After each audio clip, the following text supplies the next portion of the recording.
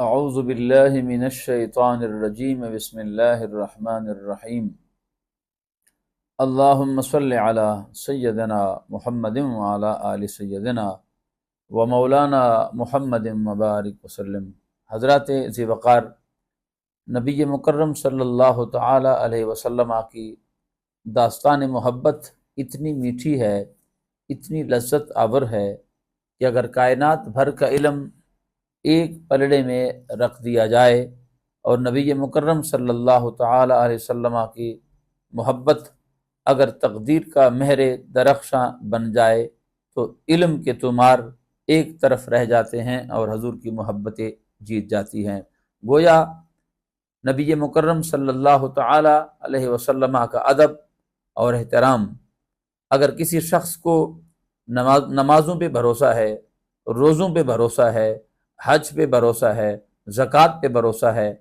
تو میں سمجھتا ہوں کہ اگر ان تمام معاملات کے ساتھ اگر ادب رسول نہ ہو، تعظیم رسول نہ ہو تو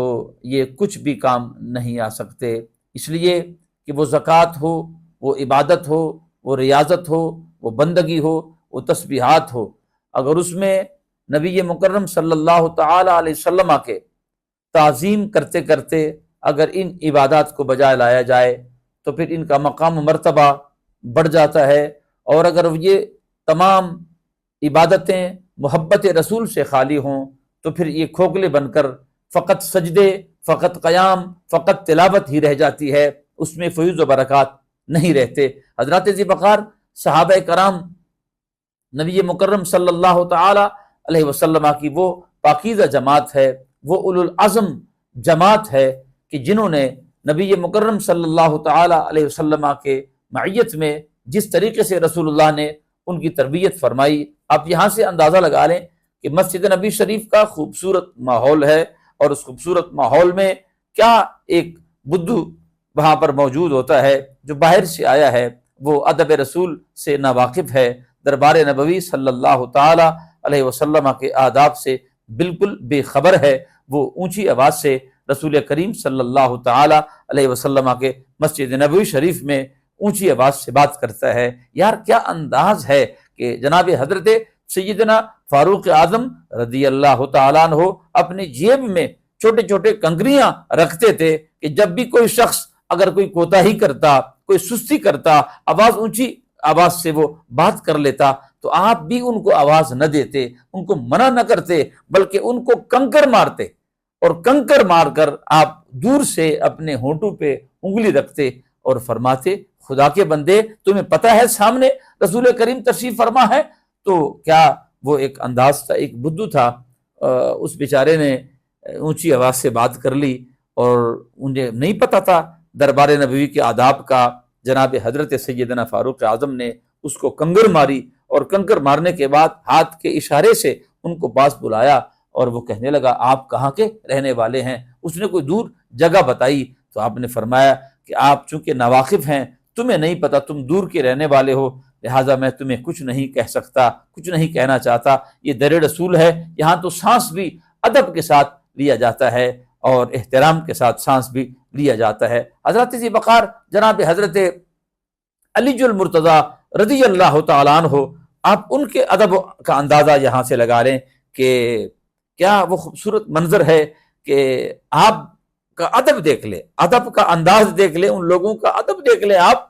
کہ آپ کے دروازے بوسیدہ ہو جاتے ہیں، اور لوگ کہتے ہیں کہ حضرت یہ دروازے جو گرنے کے قریب پہنچ گئے تو آپ نے فرمایا نابینا تو میں بھی نہیں ہوں، مجھے بھی دروازے نظر آتے ہیں کہ ٹوٹنے والے ہیں، بوسیدہ ہو چکے ہیں، مگر چونکہ سامنے رسول کریم تشریف فرما ہے، اگر کوئی مستری کو میں بلاؤں گا تو وہ ان کو جب نکالیں گے، یہاں سے منتقل کریں گے، تو پھر ظاہر بات ہے ان کو جب ٹھیک کرنے کے لیے جب وہ ٹھیک کریں گے مستری تو پھر اونچی آواز سے آواز آئے گی، اور اس آواز کی وجہ سے رسول کریم صلی اللہ تعالی علیہ وسلم کے سامنے تشریف فرما ہے۔ آپ نے پھر بہت سارے لوگوں نے آپ کو مشورہ دیا، آپ نے ان سے ترتیب مانگی کہ کس طریقے سے ایسا کوئی طریقہ، ایسا کوئی سلیقہ مجھے بتایا جائے کہ دروازے بھی ٹھیک ہو جائیں اور ہم بے ادبی کے شکار بھی نہ ہو جائیں۔ تو کیا انداز تھا نبی پاک صلی اللہ تعالی علیہ وسلم کے ان غلاموں کا تمام نے ان کو مشورہ دیا کہ ہم طریقے سے، سلیقے سے، آہستہ طریقے سے وہ بوسیدہ دروازے ہم اکیر لیتے ہیں، اور آپ نے فرمایا اکارنے کے بعد دور جا کے،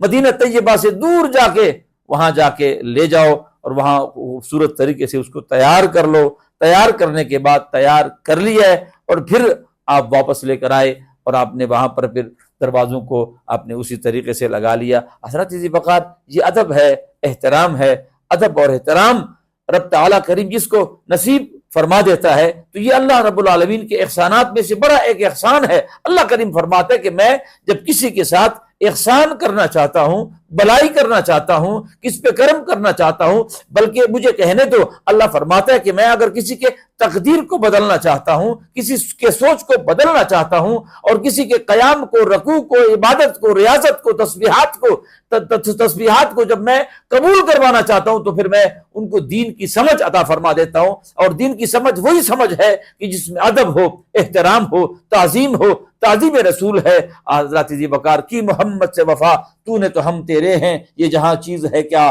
لوح و قلم تیرے ہیں۔ وآخر دعوانا ان الحمدللہ رب العالمین۔